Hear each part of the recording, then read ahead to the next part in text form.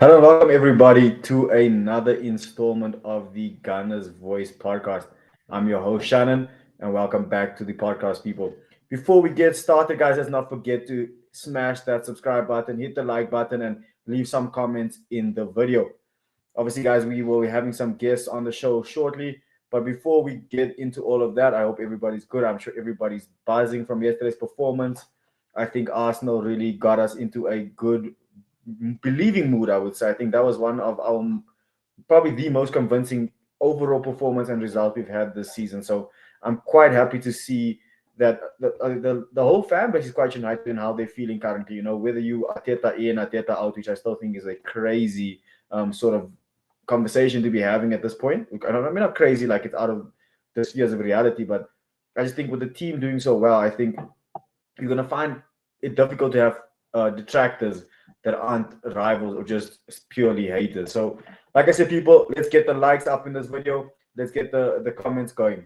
I'm just gonna give it a few minutes, guys, before I get my panel out here. I'm just waiting for one guy. I'm waiting for Dane, but for now, I think I'll hold it down.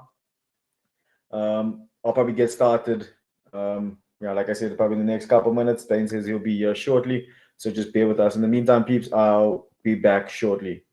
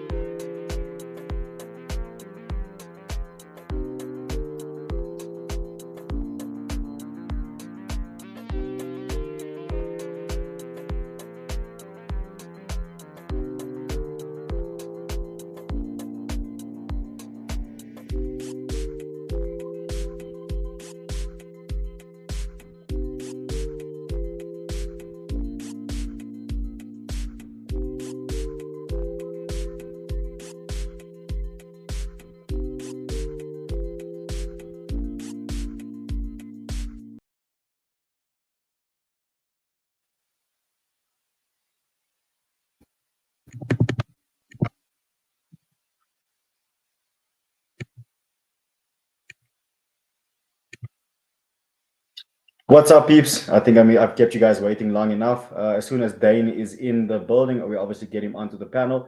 But I think for now, I think I might as well just carry on with the show. So I think we can get straight into the meat of the action. And obviously, guys, that is at the Emirates Stadium last night, where Arsenal emphatically thrashed Atletico Madrid, convincingly won in the Champions League 4-0. For different goals. I think four good goals in different aspects, and another clean sheet. I think Arsenal are just becoming inevitable. Like there's an inevitability about our play, about our style, even about our resolute defense. And I think that is a testament to what Arteta has done and built, and what the players have been like, how they buy into it.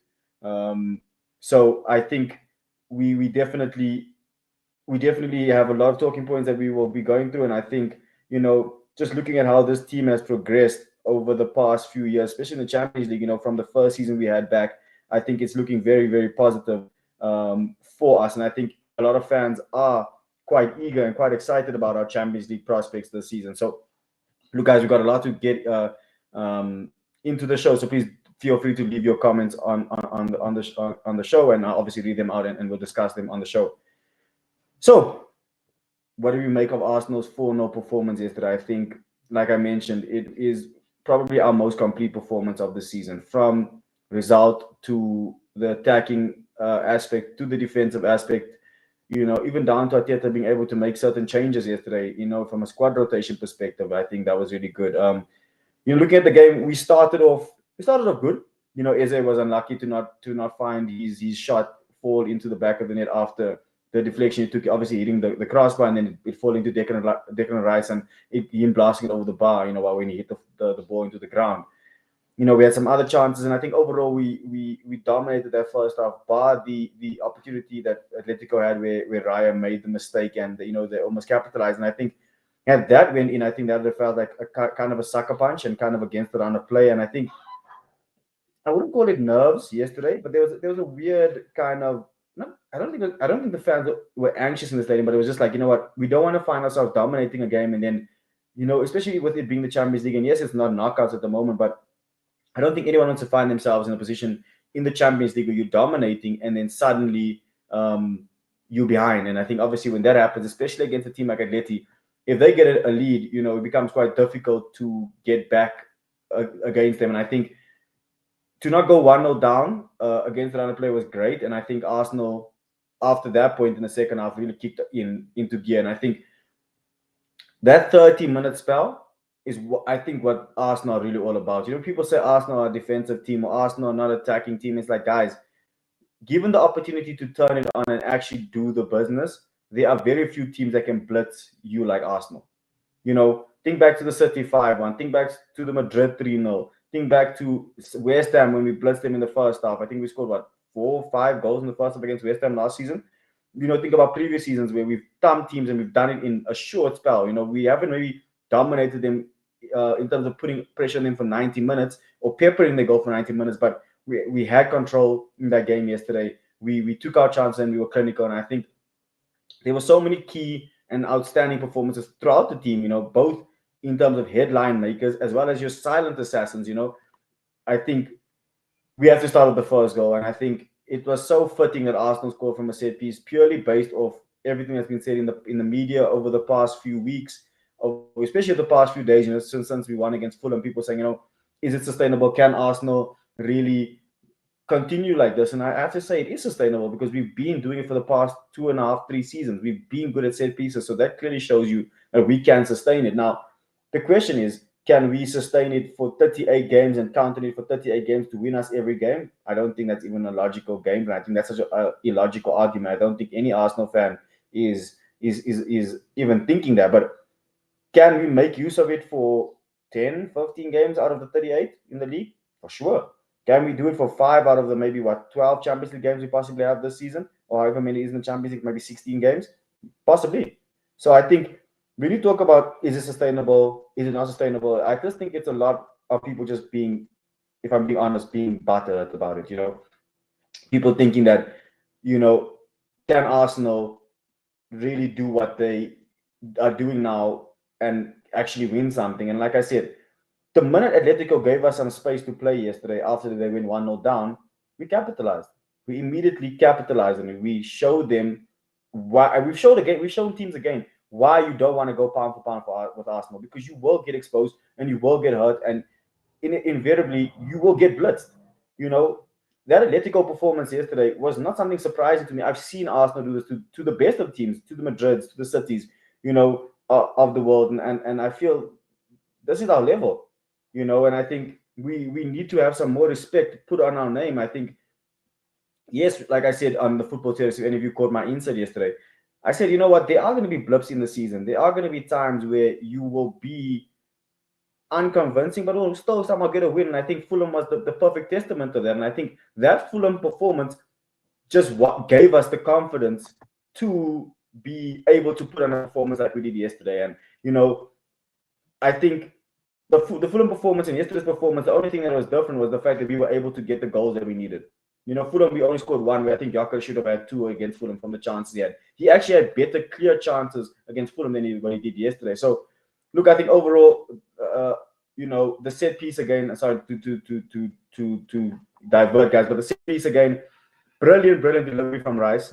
Obviously, I got Dane here, guys.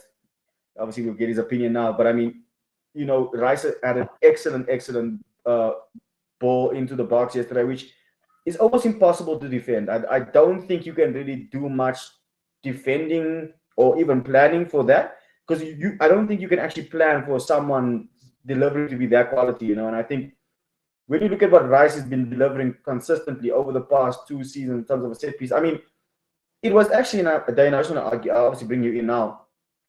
If you remember when we went to, I think was it Dubai, before the January run that we had, and then Rice suddenly was on corners. And then I think Gabriel actually scored against Palace in that subsequent game. We won 5-0 at home. I don't know if you remember that game. It was January 2024, if I can say 2023. I'm not too sure, but anyway, Rice has been having this quality of a dead ball, and I think Gabriel and Rice just connect. They really do click, and I think it's really great to see that we're using the strength of ours. And then obviously, what did you make of that first goal, bro? Like, obviously that was the catalyst for the performance we saw, or the floodgates opening. Are you someone that's concerned about the set pieces that we continually scoring, or are you just on like the opinion that I have that, listen, this is a strength of ours, so we might as well continue to use it?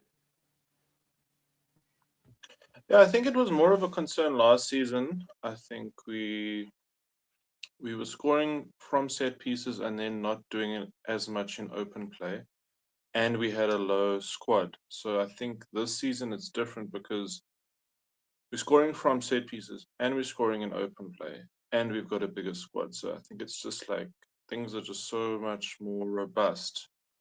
And I think like I think it was a meme that said something along the lines of, if you low block us, we'll score from set pieces. If you try and attack us, we'll put 3 or 4 past you.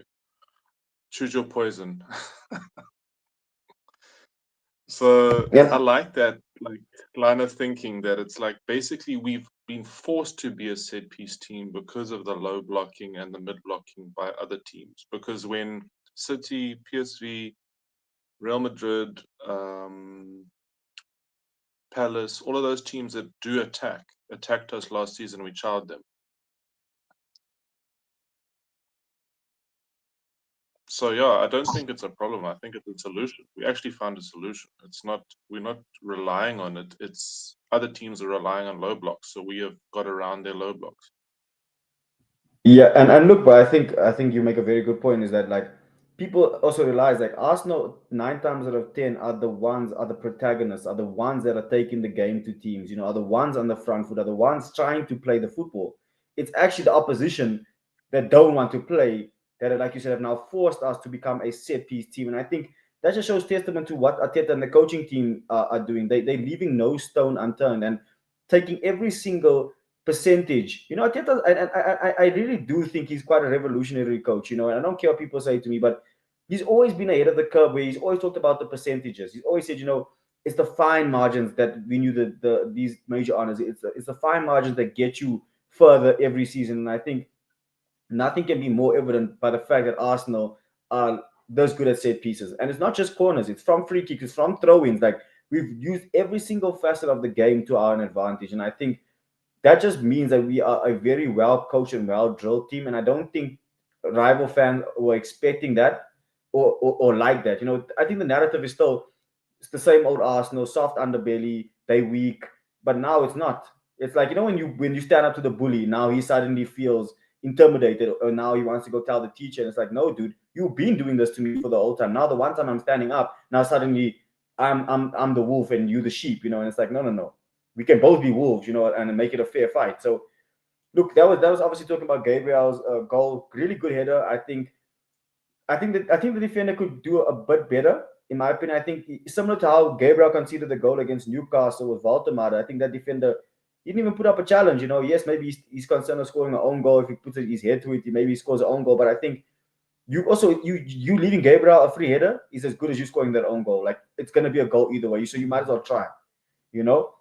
I think And the then delivery was too good.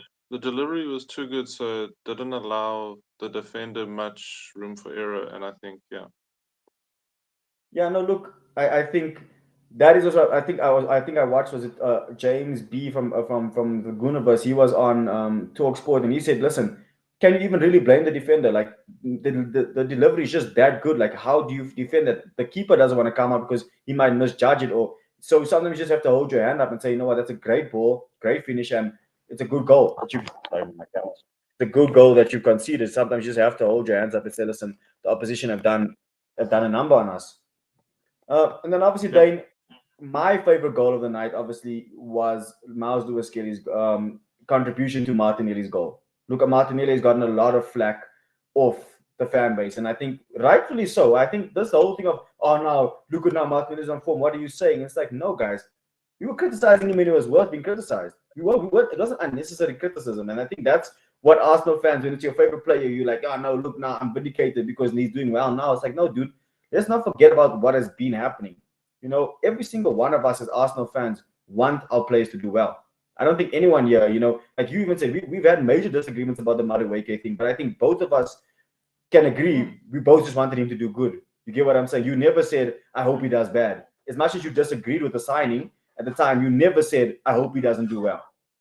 So yeah. you know what I'm saying? I No, think we I want think all of our players to do well. I mean, I wasn't a big fan of Gyökeres either, but I'm happy that mm, he's got a brace last night, even if it was unconventional. It's not about, yeah, it's about the team doing well. It's more about in the beginning, or even with Martinelli. I was also a fan of selling him in this last window.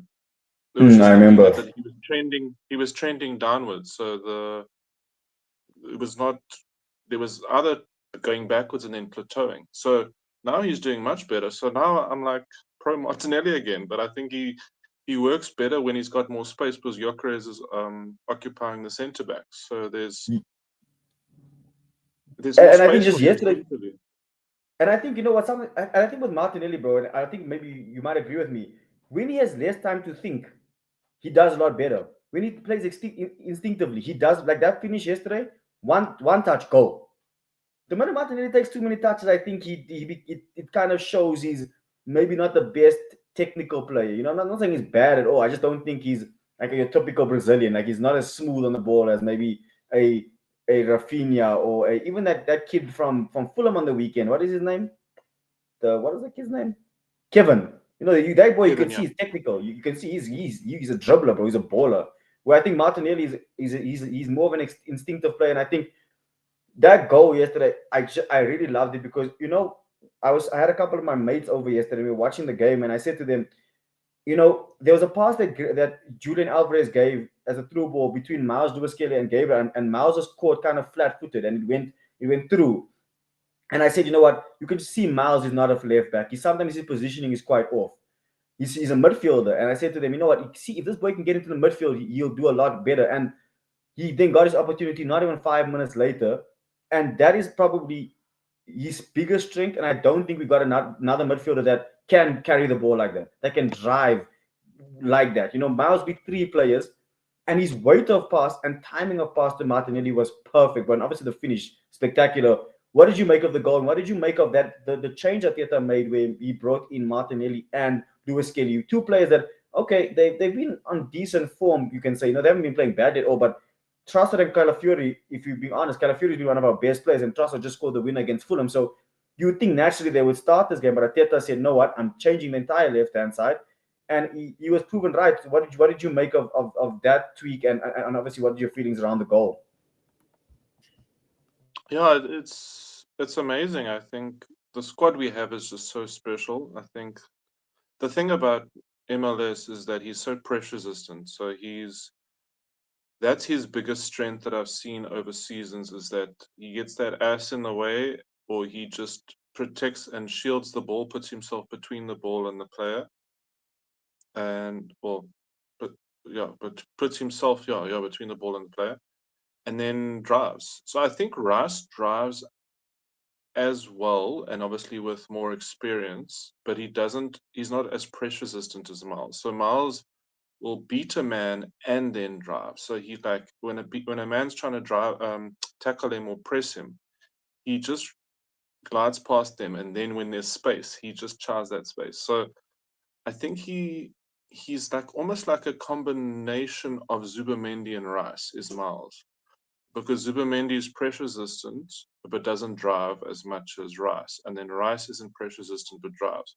So it's like it would be interesting to see him in midfield, but with our when we are inverting at the left, then he's perfect for that. And as you said, there are moments where he's caught out, so that's why I think he's seeing less game time this year. But I like Sipasiso was saying that he's glad he's still playing him from time to time because he's had a breakthrough at left back for England, and his competition is like Jed Spence and someone else, so they're not like high level, but they are playing all right.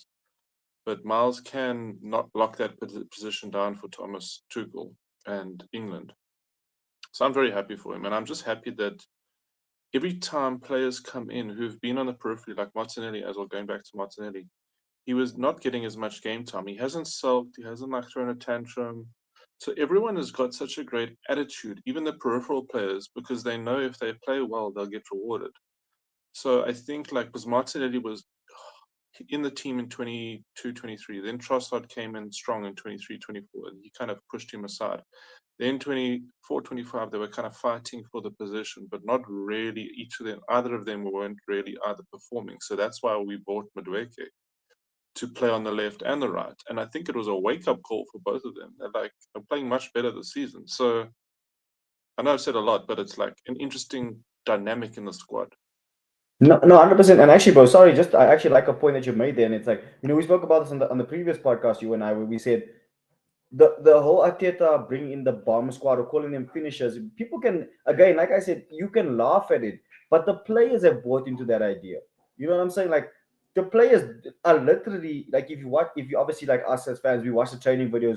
The entire squad is happy, bro. No one is sulking. You know what I'm saying? Like there's players that like Trossard didn't get come on. Trossard and Calafiori didn't get any minutes yesterday, and neither deserve not to get minutes. You know what I'm saying? Like they definitely deserve to play yesterday, but Arteta said, you know what? I'm not gonna start you. I'm not even gonna put you on. I'm gonna make other changes. And I guarantee you, when Gyökeres scored, but you should see how Calafiori celebrated on the touchline. You know what I'm saying? And it's like just looking at that, it's like that's what's gonna really carry us over the line is the Mm. fact that the players don't only just believe in the manager, they believe in the process that he's putting them in. Whether he's saying to Martinelli, dude, you might not start for 2 games, but against Bilbao, against Man City, you're gonna make the difference. You get what I'm saying? And I think with Trossard to be like, listen, you might not start, and now suddenly I'll chuck you in, and then score a win against Fulham, or you contribute in another way. And I think same with Miles. You haven't started that many games. Okay, dude, go and get a great assist, get a clean sheet. Especially after Thomas Tuchel said, he needs to continue playing if he wants to be in the England team. And I think Tuchel will look at that and say, listen, how many players do I have like that? How many profiles do we have like that in the England squad? It's a very unique profile. And I think Miles just needs to continue doing what he's doing. And I think that was another performance where I can say, does Miles deserve to be benched on Sunday? Or do you bring Calafiori in? And it's a nice headache to have. And I think it's a Headaches luxury we have all now. over the squad, bro. There's headaches everywhere. Like problem. I You don't. know what I I'm don't saying? envy Arteta. I don't envy his selection for the team for every weekend, every weekday game. It's crazy. And I mean, look about you think about it, bro. He's obviously, like you said, he's got, and I think the personalities they are big personalities, but they aren't arrogant. You know what I'm saying? Like they're arrogant in the sense that I think they believe in their ability, but not to think that they are bigger or better than the squad or what's happening around them. And I think that's great, and I'm really happy to see the unity. And I know it's obviously still early days, but we're only in October, but I always say success leaves clues, and these are the little clues that we're slowly seeing about our team. And I don't know about you, Dane. Obviously, now we're going to move on to the third goal, and it's obviously someone that we spoke about in the previous part, Gyökeres, where we said, and people have been criticizing him for occupying space, and he's meant to score, and it's like Ateta said, I need a striker that's when he goes on a little bit of a scoring drought. Does he still do what he's supposed to do? Does he still press? Does he still play his same game? And Gyökeres, I have to give him the credit. He hasn't changed anything in his game. He's still done everything he's needed, and I think the goals that he scored yesterday, it's so good to see him score those scrappy goals because it's like that's the just reward you get for not giving up. The goals will literally just hit you and you will go in. That's the luck you get. The guy, I mean, he's now scored what's it, 4 goals or what? No, it's what 5 goals in what 11 games. It doesn't sound too bad. Yeah, You know what I'm saying? 3 goals sounded quite yeah, bad, it's but it's not like bad. it's almost 50%.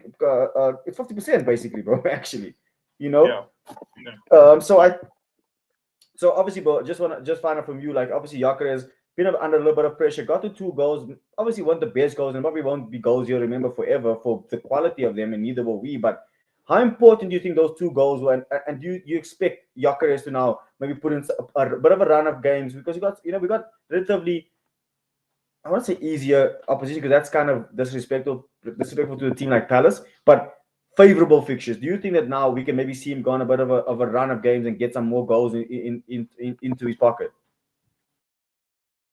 I also said I think when we signed Gyökeres, I think he would score more in the Champions League because there is more space. Obviously, there's less against Atletico, but then when we were 2-0 up, then things opened up, and I know they were scrappy goals, so they weren't like transitional goals. I foresee him having a better goals per game average in the Champions League than in the league because of all the low blocks and mid blocks that we face in the league. And Atletico are probably the team that's going to give us the worst or the most Premier League type performance. And then when we got those 2 goals, then firstly it was the set piece, and then it was the Miles Lewis Skelly drive through the midfield and creating a beautiful goal, a nice open play goal, and then the other 2 were scrappy goals, and it's fine. And I think we've needed someone to do scrappy goals. Like I don't know why like people are criticizing it because we've done the beautiful goal thing for like 10, 15 years under Wenger, and it got us like towards the end. He didn't get anything other than FA Cup, so I just don't understand. Like fans want everything, and I understand that there was a time where we played beautiful football and we won, and that was 2002 to 2004. But that was like the best time in the history of our whole club. So I just Mm, feel like fans need to put aside either winning, like we need to have winning football, or we're going to have beautiful football. And at the moment, but even going back to what we were saying earlier, we can't have both because of other teams' tactics. It's not because we mm, can't play that way. Against Real Madrid, Man City, PSV, Sporting, we got lots of goals. And that's why mm. I see Gyökeres doing well against Palace because Palace are a bit more attacking. So I actually see him scoring a few goals against 1 or 2 against Palace. I Mm. think I don't know enough about Sunderland. Who else are we playing coming up? I'll tell you the list of fixtures now. The next 5 is Palace at home in the league, and then it's Brighton at home in the Carabao, and then it's Burnley away, Slavia Prague away, and then I think Sunderland away as well. Yeah, so I think Brighton also a bit more open and more attacking, so that could be another opportunity. And then with players they normally score against their old team, Teams, yeah. I'm hoping. so I would actually I like to give think him a bit that of a could be. rest. Oh, in that game because probably I don't know. Do you think Havertz will be fit again for Brighton? Look, I think Marino can always go up there. I think Oh yeah, Marino's been Marino. adequate. He's been a very adept deputy at number 9, bro. he's efficient, and I think actually for Marino, he actually might need to compete for the number 9 position because I don't think he really looks that good in midfield. Not all the time, it's very he's very rarely like consistently looking good in midfield. I think when he plays as the 9, he'll get back to back games where he actually plays really well. You know, Yeah. Another one is but Trossard. I mean, it's also his old team, so you could play Trossard as a false nine against Brighton. mm, So there's so many options. It's just crazy the options we have. And okay, no, never mind. I was going to say something funny, but I'll leave it.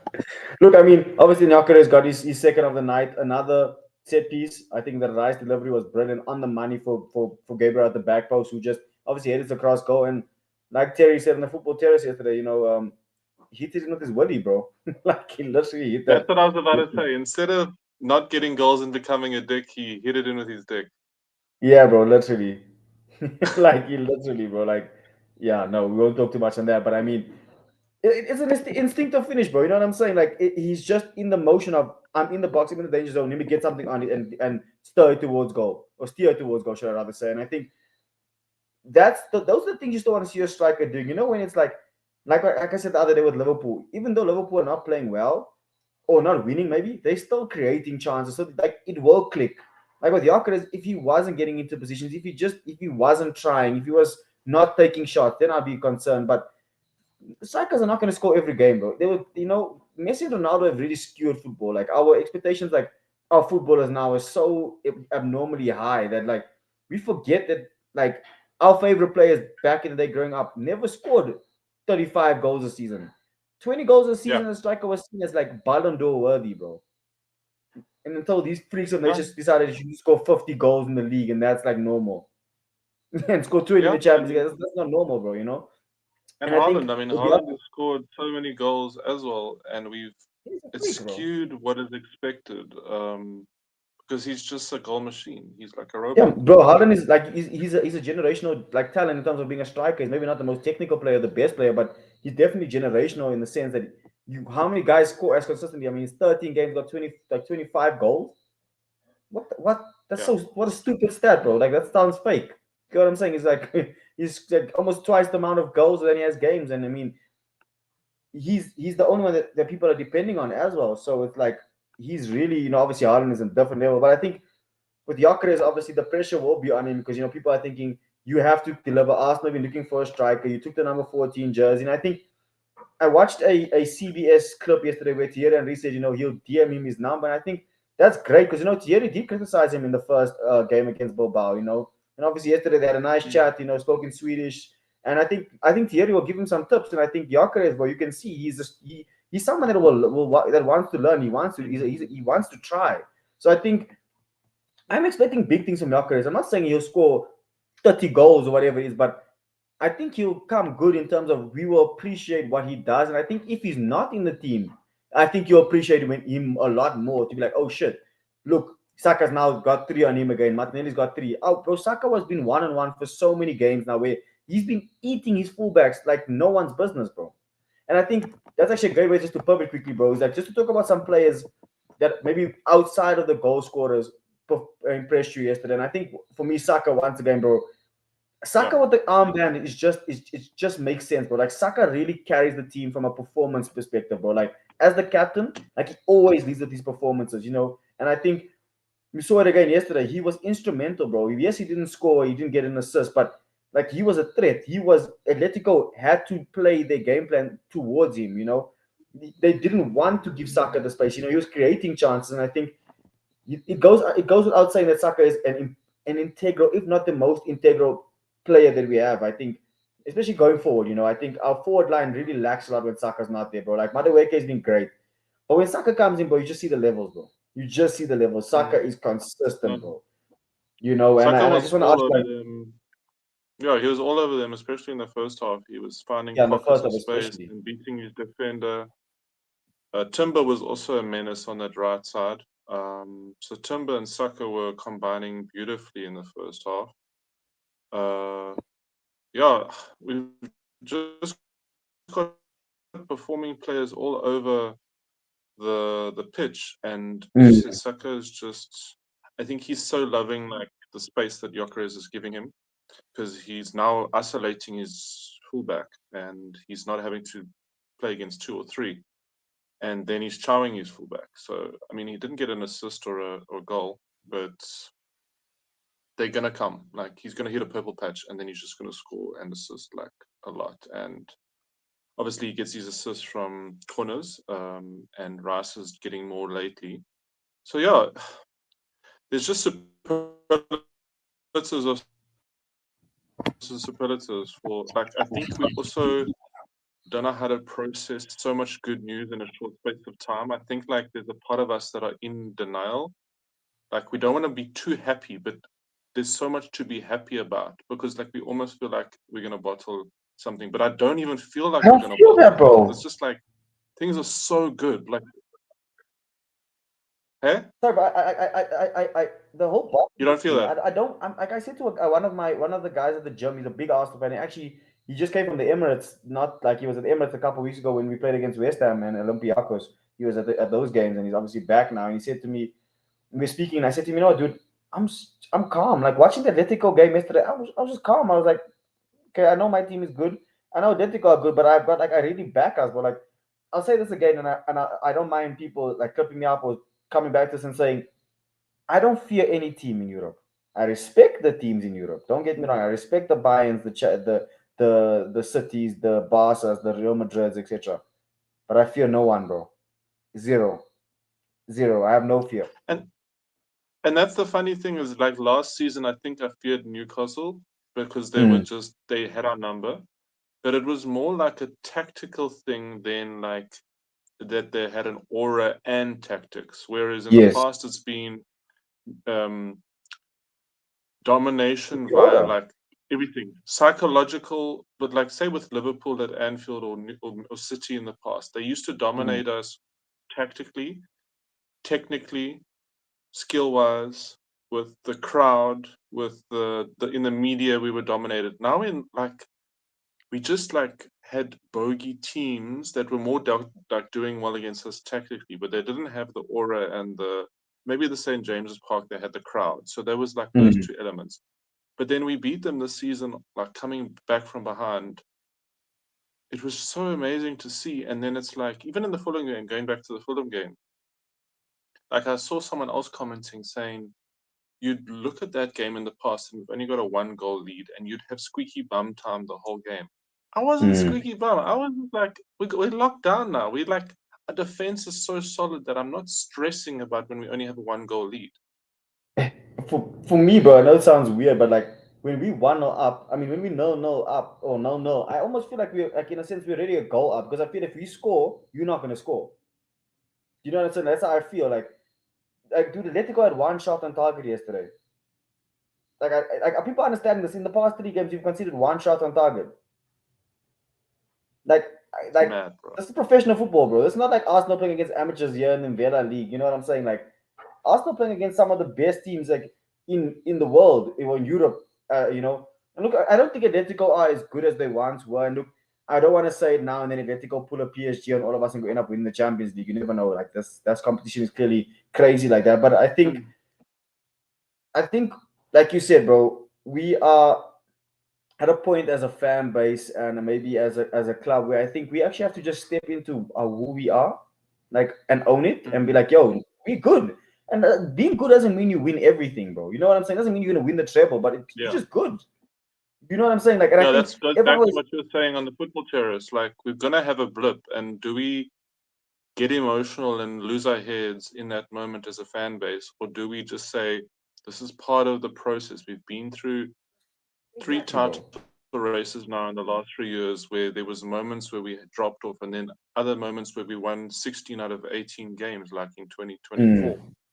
So we know we can go on a run. We know we can have blips. And the way we're looking this season is we're going to have few blips and more runs. And look, I think it's important, but sorry, man, I think it's very important that we actually put together a good run, you know. And I think, like you know, like I said, I think I said it to you. Was it on the Toxic Show, or was it I don't know when which podcast it actually was, where I said that Fulham game gave me confidence because I'm like, you know what, we had to like to win that game. You could just tell like the club, from the fans to Arteta to the players, beating Fulham meant a lot to them. Like I think the Fulham game had more pressure than Atletico. Like we were more fearful of Fulham because of the past experiences than we were of Atletico. And I think that's why we could go into the Atletico game yesterday fearless. We went at them from the first minute, bro. And I think, Yeah, and my whole thinking behind this team is like, if this game yesterday I was played at the Wanda Metropolitano in Spain, we would still be able to get a result because we would just play maybe a bit more defensively and we'd be okay in that phase of the game as well. If Atletico were attacking us consistently, we would be able to defend them and be okay. And I think that just shows you where Arsenal as a team. We are so complete. Like I said, we might not have the best player per position, but I think the quality drop off between our starters and our subs, there's mm, no gap. Where some teams have major gaps, like City don't have another striker besides Haaland. Liverpool don't have yeah, another right winger besides Salah, And I think with us, it's like Saka and Madueke. Madueke was looking really good before he got injured. Um, Havertz was looking good before yeah. he got injured. Mosquera's look good. Kepa's look good, bro. If I can even go, I mean, Ben White's obviously getting back to his best, but I mean, there's still Ben White. You got your Luis Kelly, Calafiori, Trossard, and Martinelli. Like, Well, that's the interesting thing with Ben White. I would say he's probably one of the weakest players in our squad at the moment, just because he hasn't played well for the last 15 months, mainly because of injuries. And mm, I would say when he's played, he's actually been quite offered. And he was one of our best players in 23, 24. So after being one of our best players, just by getting a few injuries and not playing as regularly, he's dropped to kind of one of our fringe players. And Timber has done so well. I mean, I don't know if we can speak about Timber for a bit. He's just been Mr. Consistency after having an ACL 15, 16 months in a row. He's just been solid. And I think, bro, sorry, from a physio's perspective, I'm sure you can share some light. Like, that's how impressive that actually is. Like, to come back from an injury like that and to put this level of performance on, as you said, not on a once or not on a like consistently. Timber is easily the best right back in the world at the moment. Like, and people can say Reece James, like, bro, don't use the past of what he's done, like, on current form. Like, Reece James has not been this Mm. consistent in the past 15 months, bro, or 18 months. You know what I'm saying? Timber has been consistently this good. And people always, the one thing they always throw at Timber is the PSG game. Oh, Kvaratskhelia had him on toast. And it's like, bro, you had him on toast for like 15 minutes. Go watch the two game, like watch from the 20th minute of the first leg up until the 19th minute in the second leg. Kvaratskhelia had nothing on Timber. And I think Yeah, looking at Timber, bro, it's like I will say that I think Ben White is still a better offensive player than him. In yeah, terms of better being able to offensive. Yeah, overlap. But he's growing. Yesterday he was really good. Offensively, Timber was he really impressed me. I mean, he had a really good run yesterday. Do you remember that run where he beat a couple of players, turned them in and out, and then won the corner? You know, his yeah. link up plays, overlaps. He was just looking a lot more assured and confident. I think I'm really hoping that also, sorry, bro, that Ben White gets his form and confidence back so that he can also push Timber and they can rest and rotate because both players, I think, a fit Ben White and a fit Urian Timber are the perfect balance in terms of what a right back you could have. Mm. Because you know what I'm saying? Yeah, Because well, one going once forward. again, that complementing thing that we were saying, like going back to Jokeres and Havertz, is they complement each other and they've got different strengths. So in different, like what you were saying on the football terrace, different horses for different courses. Hmm. Is that with Timber, if you are playing like a very offensive team, you want Timber to be there. Or if you've got a very tricky winger, he's one of the best one-on-one defenders in the world. And then with Ben White, if you want someone to overlap, you want someone to create those triangles between Saka and Odegaard. And if Odegaard also is playing, then he plays better with Ben White. So it's like Hmm. all of these dynamics of like it depends on the game. Like same with Martinelli and Trossard um and even Madueke. It's like if we want more width, then we play Madueke on the left. If we Hmm. want more like technical, then you'd play Trossard. But if you want someone who's going to run at tired defenders, Martinelli, or if there's more open and central spaces open, then you play Martinelli. So each of them are needed and required for different game states and different games and different 100%. opposition.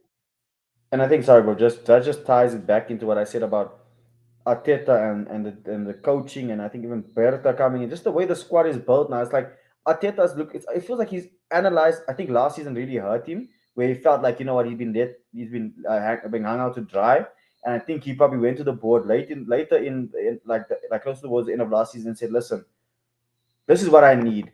These are situations we found ourselves in last season. We can't afford to have them happen again because that will stop us from winning trophies. And I think we've got players for every for every scenario. You know, even bringing in people like, why did he sign in Capia? It's like, no, dude. If we need an attacking, overlapping, proper fullback, Incapia probably does it better than Calafiori. You know, Calafiori is more of your marauding, inverted type of player. Miles is probably strictly inverting, but I think Incapia gives you that overlapping aspect on the left, which we haven't had for years since Tierney. So I think we've got to a point now. Like I said, just to cap of this whole performance of yesterday is like yesterday was a complete performance because we got it from different aspects of our squad. Our squad really showed its quality yesterday. Yes, we got the set pieces, but we got the open play goals. Our new striker got his goals. Our defense showed up again. We got a clean sheet. Raya made some impressive saves when needed. We were able to rotate. Mosquera got minutes. Noah got minutes. Ethan Wanyeri got minutes. Ben White got minutes. Like we were able to do that yesterday, and we like no, like that, and it's calm. Like no one's like losing their minds as Arsenal fans. Like, oh yeah, we beat Atletico 4. No, it's like we're not surprised as Arsenal fans because we know we can do this. I think it's now more rival fans and media taking note of this than what we are. We beat City 5-1 last season. We beat Madrid. We dominated both those teams off the park. Beat PSV 7-1 at their home ground in the Champions League game, bro. That game was 1-0 at halftime. Yesterday was 0-0 at halftime. We scored 4 goals in 13 minutes. Like, and Atletico maybe could count themselves lucky it was only 4. It could have easily been 5 or 6. And like, Simeone even said, but Simeone said, it's like, bro, I've never played a team like this.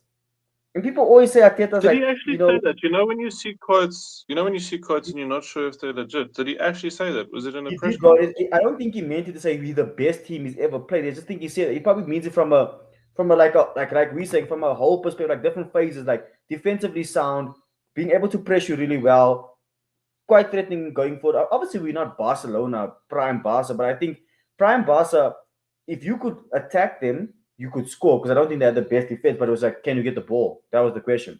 Can you stop Messi? You know what I'm saying? There's no tactic for that. Like, obviously, you're playing against Messi, bro. Like, there's no tactic for that. But I think from a tactical perspective, I think Arsenal probably impressed him the most. He was like, and I think Ateta, bro, against Luis Enrique, he's won. He's beaten Diego Simeone. He's beaten Pep Guardiola. He's beaten Jurgen Klopp. He's beaten Carlo Ancelotti. Listen, these are no small He's, managers, bro. did you see that he scored in all the home Champions League games since 23-24. We haven't conceded a goal He's in the group stages. haven't conceded a goal. That's That's mad. mad, bro. It's actually like again, and to say, dude, we 11 games. How many games are we into the season? 11. We've conceded 3 goals, one from open play. But these are group phase games. Sorry, group phase games. Yeah, no, it's group phase games. Yes, you're right. But I mean, still, that's Yeah, that's still impressive. There's more group phase games. it's There's more group crazy. stage games, bro. Yeah, it's So crazy, bro. I'm gonna tell you, and I've been saying this. I've been saying the minute Arteta wins trophies, this project will be put into a different sphere. Like people will be like, "Oh my goodness, Arsenal and Arteta are actually like the trophies are what's stopping people from giving the praise." And that's why I just feel like it's a bit of a bias and agenda driven. Because you can say Arsenal are a great team because Liverpool were great under Klopp and they only won one league title. They were second place every other season. But people say, "Oh, it's the best, one of the best teams ever." They pushed City, but it's like, dude, you didn't win anything. Yeah, But Arsenal are in the same boat. But it's like, no, you have to win something. It's like, bro, get out of here, man. But we yeah. got our 3 points yesterday. Got a clean sheet, no injuries. That's great. And obviously on to Palace this weekend. An interesting fixture. I think Palace have had a unique round of fixtures the last maybe 3 or 4 games. Obviously beating Liverpool and then that crazy 3-0 game against Bournemouth last week. I actually watched that game, bro. That was a crazy game. They could have won it at the death if Mateta scores. He could have scored his fourth goal. And I mean, he's fresh off a hat trick. They've obviously got Conference League on Thursday, which I think maybe helps us out slightly. They maybe are slightly more fatigued and we'll be at home. But, sometimes they might be even more geared up for it. What are you expecting from Palace this weekend, Brian? And what would be your approach as Arsenal? Would you take the game to them, or do you think, just see how Palace come at us and then take it from there? Are we playing on Sunday? Yeah, yeah, bro. We're playing Sunday because they're playing on Thursday. Oh, okay. Yeah, I think sure. I think it actually would have been closer if they didn't have the Conference League. I think the Conference League is going to be a big factor. I think they're going to come out and try and score in the first 20 minutes and put us under pressure.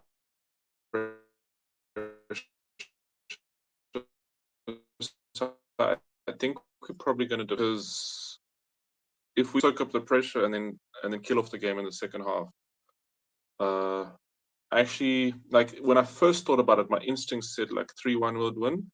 But I have a feeling we might like actually defend most of the first half and then like win it 2-0 or something like that. Like I've just like I always think in the past about when a team is really strong offensively or when we struggle against them tactically that we are likely to concede a goal.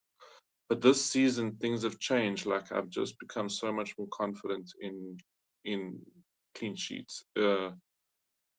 So yeah, I'm vacillating. I feel we'll win by two. So either 3-1 or 2-0. Those are kind of I'm not sure. I'm kind of between those two. Yeah, and look, I think with Palace, bro, I think the unique thing for them is that they haven't had to navigate 2 games a week. You know, that's not usually how their calendar is, and I think that's probably why you even seeing with Eze why he's slightly not struggling, but he's not like at his top best because I think maybe his body still needs to get used to the kind of intensity and pressure that we play under by playing twice a week. And I think same thing for Palace. I think yes, they'll make some changes during the week, but I still think they'll feel a relatively strong team because that's a trophy they probably want to win. So you're not going to want to muck about, especially when you're not like Chelsea level. With all due respect, in the Conference League, like Chelsea were able to play an A and a B squad in the Champions League in the Conference League, sorry, last season. And I think for me, I think Palace, because we drew with them at home last season, I think I just want a professional win. So if professional win for Arsenal means 3-0 now, or 4-0 or 2-0, I just don't want it to be a game where we give the opposition any snuff. Like if we're gonna win 2-0, it must be a 2-0 where maybe we score early 1-0 and then we score maybe early in the second half, or just don't give them any hope. Kill them. Whether it's by two Yeah. goals and you're just so resolute in your defense, or you literally blitz them like 5-0 and be like, you know what, dude, we're gonna actually put you guys to the sword. And listen, I can see it going either way. And listen, I'm not saying that Palace guys, please understand me. I'm not saying Palace don't have threats to hurt us. Palace can definitely hurt Arsenal. I'm just more confident that I think we're able to deal with the problems they can throw at us a lot better than we were last season. And I think Dane said the same Yeah. thing, is that like when you go into these places, so playing against these fixtures that you maybe were a bit hesitant last season, you are confident because you just know maybe more what to expect. And I think I always said this. I said why Liverpool, in my opinion, were able to win the league last season was down to they able to be down to continuity, being able to play the same players for extended periods will get you somewhere. The more you chop and change, that's why Slot I think is struggling. He's not sure what his best team is. I think that's why Liverpool are inconsistent. Whereas Arsenal, like, Mm. it's only slight changes here and there, maybe 2 changes, like yesterday, but still the rest of the 8 players, outfield players are still the same. Or you know what I'm saying? And I think the more we can stay injury free and the more continuity Arsenal can have, I think the stronger we'll be this season. I think people will be quite surprised by how good we actually are. I know people are talking about us now, but I still feel we're nowhere near the level that we can actually reach because we don't have a full squad. We haven't seen Yeah. like we haven't seen a consistent 8 games, 10 games with the same players available. Where it was Madueke or Saka at the beginning of the season, then he gets injured. Then it's Madueke, he's getting some form, then he gets injured. Now Saka's back. So I just think for me against Palace, I'm also gonna go for 2-0, like a 2 goal margin. I think I'm gonna go for 2-0. I would actually make me quite happy to get the 2-0 because I think that would just be like a typical, you know what? Now we're gonna go back to the boring Arsenal. We showed you guys we can do that, but now we just want to win, get out, move on. You know, You just want to and piss the rivals off.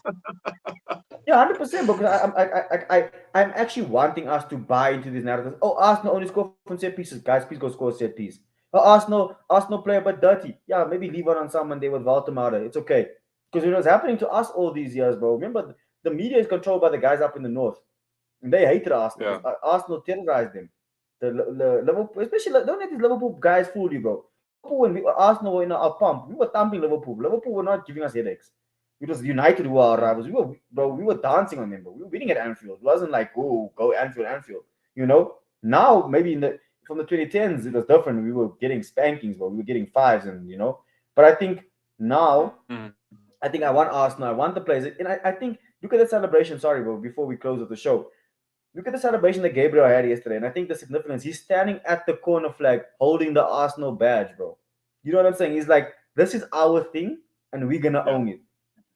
And I think that's the level of not arrogance, but a surety we need to have. This is our way. We're gonna play our way. We don't care what you say. Because at the end of the day, if we win a trophy from this, no one's gonna say, "I remember Arsenal scored so many corners." Yes, people will say that, but what's he gonna say? They're They gonna were copy us, champions. bro. No, but even And if they're they gonna copy copy us, us. Like the copying is the best form of flattery. Like mimicry is the best form of flattery. They're gonna copy us. You're gonna see other big teams in Europe like PSG or another team like getting big players and uh, but I don't. Sorry, bro. I so don't even think it's just that. I think, sorry, bro. I think it's also like, can you find players that can deliver on the money like Saka and Rice every game? Are there that many players available? You know, like it's not. It's and do you have players that are as willing as Gabriel to want to win his aerial duels, bro? Like there's so much that people like this. There are intangibles that you can't actually like. Again, you can steal Arsenal's recipe for the set pieces, but you won't be able to replicate the source. You won't be able to, bro. It's just you just don't have what we have. yeah. But even You look at know. Gabriel. Like we got Big Gabby in 2020 when we were like peak banter, and he Mm, came to us from Lille, and we got him for 20 something million. 27, And yeah, the guy, bargain. the thing is, even back then, like we believed in him when he had a blood of a bozo gene in him, and then Mm, we refined him, and now he's world class. So it's like Big Gabby knows that we've kind of made him as well, and he's mm. made us. So like I saw a stat from Arsenal. It said he's had 222 games. He scored 22 22 goals, goals. That is, and he yeah, scored it's two got this two this season. season. So too good. Yeah, so I literally saw that before I came on stream, bro. And I think, like you're saying, bro, it's like, again, we are at a point as Arsenal, as a fan base, where we're on the cusp, we are on the cusp. And I think I genuinely have confidence in this season. And it's not even like a, typical Arsenal fan getting ahead of himself. I'm like, no, bro. I'm like, every other season I've been like, yeah, I've had a bit of it. Like in the back of my mind, I'm like, can we really do this? Like, are we really gonna win the league this season? This season, I'm like, nah, bro, we're gonna win the league. Like, I'm not even. Like, I'm saying that with full confidence, not arrogance. Not you're like, oh, we're the best team. We're gonna walk the league. No, no, no. Okay, that don't please don't ever get that twisted. Mm, I'll say that once that becomes a reality. If I see us 15 points ahead, I'm gonna say, yeah, we walk in the league. But I've mm, got assurances unless there's some catastrophic meltdown that happens in this club, I don't see us not winning the league, if I'm being honest. Because, like, again, with City, mm. City can win the league, but they're relying on Haaland staying fit for 38 games and not ever misfiring. That is not Yeah. sustainable. People saying our set pieces are Well, unsustainable. yeah. And Well, it's I like, think like my confidence is like either the league or the Champions League. I think that's where I'm at. Like, um, but it's also that is once again still factoring in the kind of PTSD that we've got as fans. So mm, I, we are looking like we could win both. definitely win two. Like, yeah, win both or Yeah, win like one of the a majors and Carabao then or one of the something. domestic cups. Mm, So we're looking like we could win two quite easily, two cups or two trophies. Sorry, and I don't know. Yeah, it's just crazy. Like I think it's also like we're trying to figure. Oh, Muhammad, what? Yeah, we're the best in set pieces at least. Yes, bro. And so it's just like once again that thing about wrapping your head around what's happening in front of your eyes because it's like it's something it's like that Michael Jordan meme. These are the times we prayed for times like mm, these, and now it's in front of us. And I think it's like what I've actually been enjoying is actually more and more of the fan base are just enjoying it now. There's less like infighting. That's the thing that I'm enjoying the most is that there's more peace in the Arsenal fan base. I don't care what rivals say. I think it was a very stressful thing to be a Arsenal fan because your fellow fans had such different views to you about Arteta, 100%. style of play, etc. So I think it's so nice to just like go into the group and it's just good vibes, good vibes. There's not as many debates as there used to be. Yeah, it's actually it's died on a bit, eh?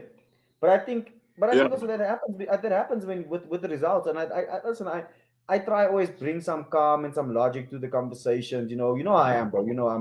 I can also get yeah, emotional sometimes. I'm not gonna lie. I'm not gonna say I'm this guru, but I just think there's some times where like results will breed or bring a certain level of reaction out of people. Like I understood somewhat like some of the frustration in the City game. I didn't agree with people saying maybe Ateta should be sacked if he doesn't win the game. I don't agree with that narrative, but saying we could have been a yeah, bit more braver or tried with different things, I'm open to that. I mean, it's just the reality of it.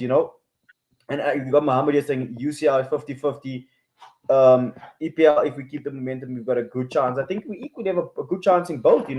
I think if the luck of the draw can be on our side in the UCL, I think maybe we can win it because we definitely are set up for that in terms of our structure.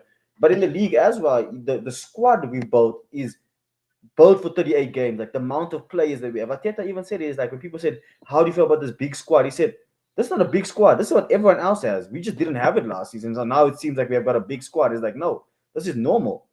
And I think and I think we as fans we need to trust, and it's so cliche with Arsenal fans, but just trust the process. And I think we will bear the fruits of this investment, investing our energy into this team. And I think the team also bear the fruits of how much they invested. I mean, to finish second 3 seasons in a row and to be this good this season is mentality monsters, bro.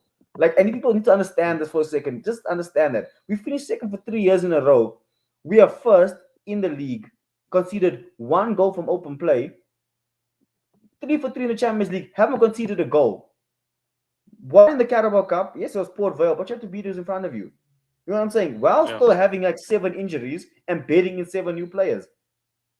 Are we like we what? When are we gonna get to the No, point where we we say that are. this might, bro?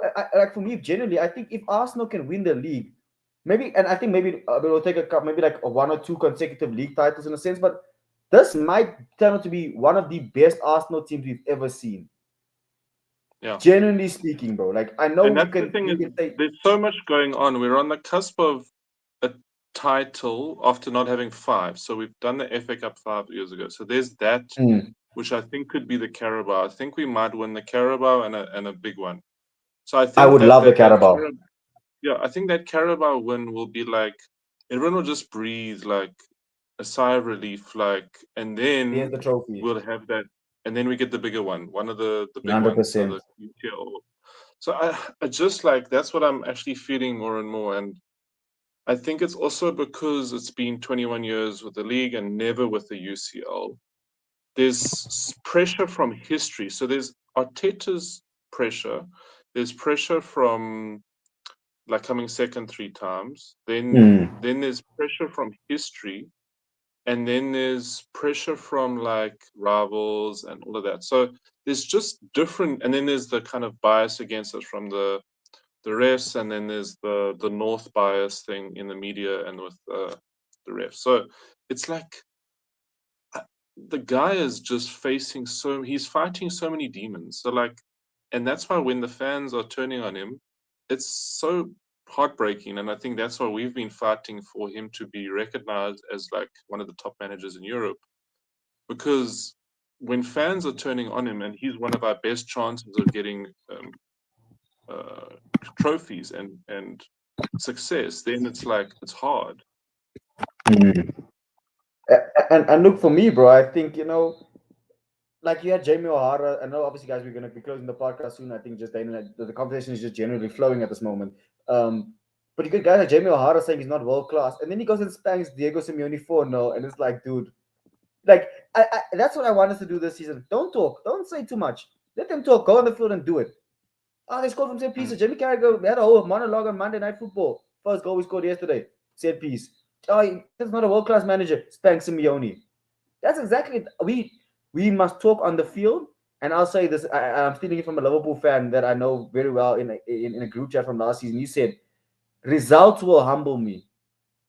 That's it. I'm not gonna make myself humble to be like, oh yeah, no, Arsenal haven't won anything, so listen, I'm humbled. No, my team is good. My team is the top five of the best teams in Europe, trophies or not. That it's a fact. It's not a debate. Tell me four other teams that okay, I can maybe say PSG are there, Bayern Munich, Real Madrid, Real Madrid, Barca. Okay, maybe okay, maybe it's a bit wide. There's Man City and Liverpool, right? Okay, let's say there's about eight top teams, but Arsenal amongst Yeah. those eight. You know what I'm saying? But And we're the form team. We're the form team of Europe. So I think I was there's gonna say in terms of form, we probably are maybe with Bayern Munich and yeah. Madrid. Madrid have been quite good this season in terms of, but they got Madrid got slapped 5-2 against Atletico. So it's like, you know what I'm We've been saying? the Like, most consistent. So we've got form and consistency. The other teams have had more flashes in the pan and more excitement, but we are mentality monsters compared to the other teams. 100%. And sorry, Bashan, I read out Mohammed's comment. He says, what's impressive is the squad depth. And the funny thing is, we're playing at around 6% of our potential. We're still trying to be in sync. This team is only going to get to know each other. And I think that's so That's true. But I true. think, we aren't even out of third gear. But I think the thing is, guys, Arsenal can click into gear at any moment because we scored just 4 goals yesterday, and it wasn't like this was a performance that has been brewing. Like, oh my goodness, Arsenal have been dominating the past 3 games in terms of like, yes, we've created chances, but it didn't feel like we've been pressurizing teams like what we did yesterday. And then I think yesterday just happens. You're like, oh wow, okay, 4-0, okay, wow, where did that come from? And I think that just shows that I think when the opportunity arises, I think Ateta tells the players, guys, there's something to be got at you. I think the halftime talk was probably go at them, guys, go at them harder. Mm. We've got Mohammed. He has another comment saying Jamie O'Hara is a pure hater. He complains about every single thing Arsenal does, which is pure hate. I mean, listen, bro. He was kicked out of the academy. He's a Tottenham ex Tottenham player, so I don't expect anything else from him, But it's also like I think that Sky Sports unfortunately have got into the rage baiting, but like Talk. they bought into fan like YouTube stuff now, and now they don't even report things properly, and like I said, guys, I really started my channel, like Golden Goal Media, and the Toxic Show that I have, and the Gunner's Voice is generally a place for me to really speak to people on about football. Yes, having a little bit of banter here, but really to have genuine football chats and really dissect football. It's a very big part of my life, and it's something that I really take seriously. So when you see these guys like Jamie O'Hara, it's just like, bro, you just know you're talking shit, bro. Sorry, like you're It's just talking rage shit, bait. bro. It's clickbait and rage bait. He's a You know.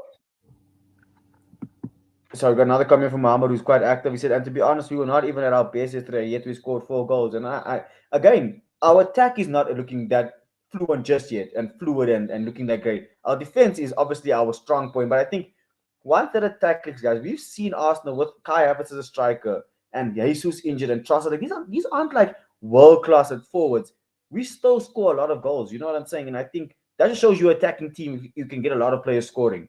If you have one guy like Haaland who's a gunman, it's like, yeah, you score a lot of goals, but he scores a lot of goals. Y'all don't score a lot of goals. But Arsenal have had 10 mm, different scorers this season already. yeah. Which is No, and a lot.